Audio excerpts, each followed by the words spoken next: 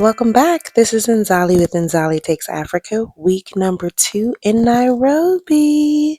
So, literally in 7 days, we were able to secure an apartment, which is like record breaking. Nowhere in the world that I've lived have I been able to secure housing that fast. So, week 2, we were actually moving our basics in. So we were recommended by a sister named Charisma in the Diaspora Kenya chat for a artisan who could make furniture for us. And this is him and his team. They're moving in our bed head frame, and literally like these gentlemen walk this head frame up 2 flights of stairs. First of all, the headboard was so heavy, it was like such good quality. I was so amazed and just like forever grateful and forever thankful. And they were like the ultimate professionals. So all we had to do was literally like send him a picture of a bed frame that we wanted. We went to his shop, we picked out the fabric and everything. And then he was like, I can have it to you in 2 days. We were like, whoa, whoa, whoa, bring it at the end of the week. So he brought it at the end of the week. And as you can see, they assembled it. It was high quality. We were very, very pleased. So much so that we have also contracted him to do our living room furniture. So our sofa, our TV stand, all that good stuff. So last week we went to Yaya Center and we went to a place called Home and Beyond. And we were able to get our sheets and everything for the bed. We ended up going with the king size. We felt like the queen was a little bit too small, and we're used to, a bigger bed. Like we like to spread out when we sleep. So we went with the king size. They did wrap all of it up so that it wouldn't get dirty in transport. And as you can see, honey, I'm unboxing this headboard. But nonetheless, I would like to continue to emphasize that if you can support a local artisan, go ahead and do it. Like, there's a lot of talent here. And, I know that Nairobi is full of shopping malls. Like, these this city, these people love a good mall, child, a good shopping center, all of that. And actually, where we live is like walking distance from one of the major chain furniture stores. But I found that we got great quality from a local artisan for like half the cost. And so, like I said, he did a great job, and we are going to continue to use him for other items that are in our house. So, this also speaks to the power of a good network. So when you move to another country, make sure that you connect with other people that are in that country so that they can give you some good recommendations. I also want to shout out Vitafoam. I think that's the name of the mattress company. This mattress is so soft, y'all. And having a good bed is like top tier for me because I get really good dream wisdom, and I need to have good nights of rest, and I need to have at least 7 to 8 hours of sleep. So I was super happy and content with the bed frame, with the mattress, the comfort level of it all. And we also found a really nice and unique duvet cover from this place called Sleep Shop. And so that's what you see me unboxing here. So Sleep Shop is also in the Yaya Center, which is located in Kilimani. I really love this duvet cover because of the print, and it does match our theme. We wanted to go with some very light colored themes for the bedroom. We'll eventually put in some accents of white and gold. And then also in Yaya Center, we went to a place called Hot Point. Shout out to my subscriber who recommended this place for appliances because we were able to catch them on a sale. And so we were able to get our refrigerator on sale and with an additional 10% off. And so that was really, really dope because we were under budget for that. We ordered it, told them to deliver it on Friday, and as they promised, they delivered it, set it up for us, got it all sorted out and everything. They also brought us our water cooler. For those who are new to the African context, oftentimes you don't like drink tap water. You usually have a water filter, or you have like a water dispenser. And so we went with the manufacturer Vaughn. As you can see here, they're the same ones who did the refrigerator for us. And we got one of the small water coolers. It's just two of us, we're not drinking that much water to where we need one of the huge ones. So we got a little countertop sized water dispenser from Hot Point as well. Again, because it was their sale and because it was this particular brand, it was an additional 10% off. So it was really cost effective, and it came, everything worked, and it fit perfectly. Like, we were able to get it on our countertop and everything fit in. We don't have to like get another stand to put it on. So, and it fit our theme of all black. So there you go. So who knew that it would come a day when Inzali gets excited about cookware? Child, who would have thunk it, girl? But I am. I'm excited about my cast iron set, honey. And it's red, girl. I'm excited about that. So as you can see here, I have my cast iron pots, And let me tell y'all, I traditionally am not like a homemaker cooking type of girl. Like, I enjoy those things when there isn't any pressure around it. So, um, I feel like moving into this Kenya, Nairobi space, it's really kind of letting me reactivate some of my homemaker-ish skills, some of my domestic skills, because the way I was so happy about these pots, I don't even know where that energy came from. But nonetheless, we got these from China Square. They were on sale too. I don't know if it's just the time of year that we're in, but it seemed like every store that we went into had a sale going on. These are some heavy pots, honey. These some good pots, y'all. And I was super geeked about them. It's a full little set. Again, we have a small family, so we didn't need a whole bunch of stuff. But there definitely are a few more kitchen appliances that I'm going to get in the process. So while I was doing that, the people from Safaricom came to set up our internet. And so this was, again, another easy process. You just pay in advance, tell them your address, they put you on their schedule for the day, and then they come and set it up.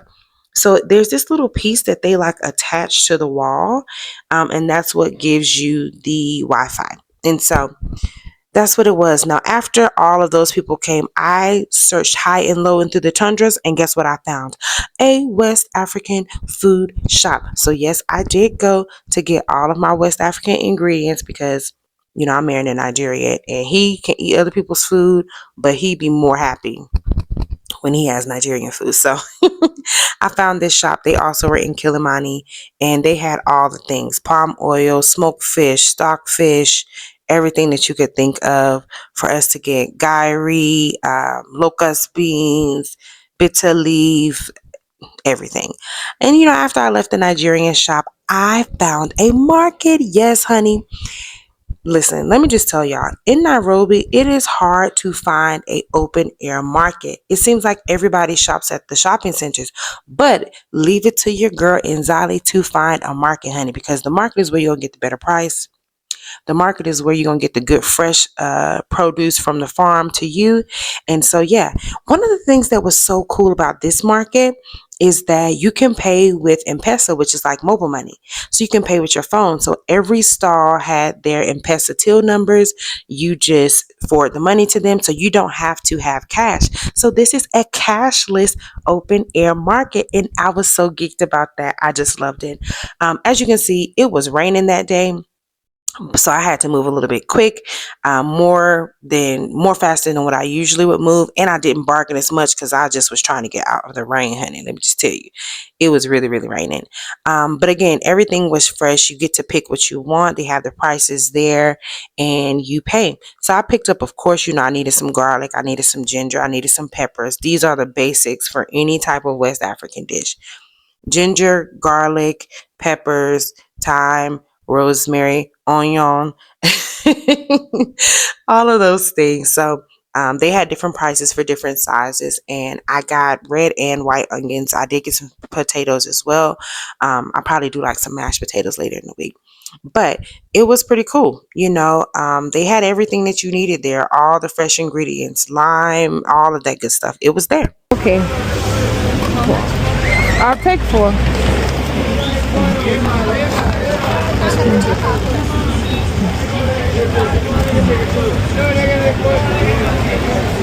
Okay. So, yes, I jumped on a motorbike to meet up with Indy because he was at the actual grocery store buying our gas cylinder for our stove. So, I hopped on a motorbike and look, they had a little umbrella to keep you out of the rain while you're on the motorbike. I love that. So, yeah, I was on a whole adventure that day, girl. Like, literally a whole adventure. So, you know, I went from the open air market to the grocery store.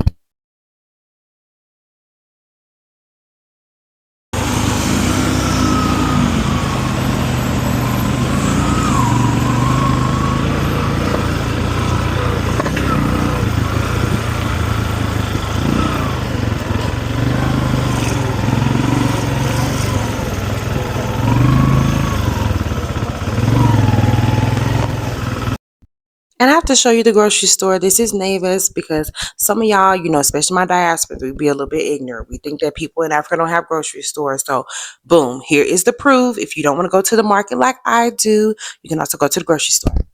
And I made it back home, y'all. So, after all of that adventure of a day, I made it back to my humble abode. It's so quiet, it's so peaceful. There's a school just there, an international school, but I love it. We have the best little nook of a neighborhood and it's very, very quiet. Neighbors are really, really cool. And we always get these birdies that come up across the street. So, yeah, that's me. That's week 2, honey. We got some of our basics for our house, got all of our kitchen stuff, found out where we're going to get our food sources from. And of course, I have so much free time here in Nairobi because of the time difference. So by the time it's time for me to sit down and start work, that's like 4 or 5 o'clock. So I have time to get up and cook breakfast.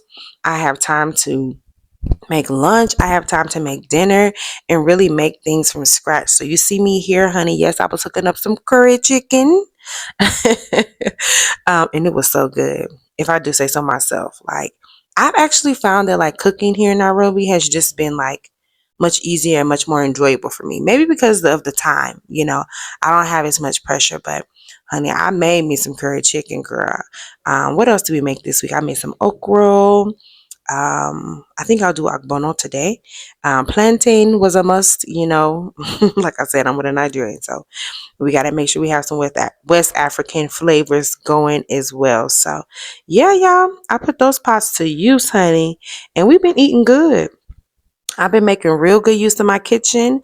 You see me with the smoked catfish there. I think I was making yam porridge for like lunch or something like that. And so I had to clean and then debone the smoked catfish. So if you know, you know. Ain't nothing like some smoked catfish in your soup, in your stew, in your yam porridge, whatever it is, honey. And I think at this point I was listening to Grits and X podcast. So shout out to Grits and X podcast. They have been keeping me company while I have been whipping it up in the kitchen during my second week here in Nairobi. And I'm really enjoying it, y'all. I can't lie. I am really enjoying the slower pace, less pressure on time, more time to just kind of maneuver through the day without so much stress. So I am happy, y'all. I'm happy I'm getting my Martha Stewart on, or not my Martha Stewart, my B. Scott. So, for those of you who know, B. Scott is that girl. She was the Martha Stewart for the Black community. And so, yeah, I've been able to do that. I'm going to probably do some rice and peas over the weekend because I did buy some ingredients for rice and peas. Indy really likes coconut rice. So I think rice and peas is a good mixture. It's like a half and half for both of us. So it's been a time, y'all. I'm going to keep bringing y'all my weekly vlogs so you can see what my life is like here. Oh, one more thing. So we like to do walks in the morning. And so there is this like sports center around where we live. It's called maybe like a 40-minute walk, but in a car, it's like 5 to 7 minutes. So we walked to and we were able to see the sports center. Now, cool thing, it's free to entry. So you don't have to pay to enter. And there were tons of like people out there walking. I think this is probably around like 11 o'clock. old people, young people, Kenyans, non-Kenyans. It has a gym there that has like, treadmills, ellipticals, weightlifting, all of that stuff is there also. They also have breathwork classes and sound bowl classes. Girl, I'm so excited. Yoga classes, everything, girl. So we did take a tour. They have tennis courts, badminton courts. They have a place where you can buy food. They have a children's play center. And again, it's free. Like the only thing you pay for is your gym membership if you want to use the gym part. But if you just want to use the track and the tennis area and the children's play center, then you don't pay. It's free. And this greenery space is a cricket field. So they do cricket games there as well. So I'm telling you, I'm loving my neighborhood. I'm going to keep bringing y'all the real with the real. This is Everyday Life, me in Nairobi. Thank you for watching. Bye, y'all. Love you.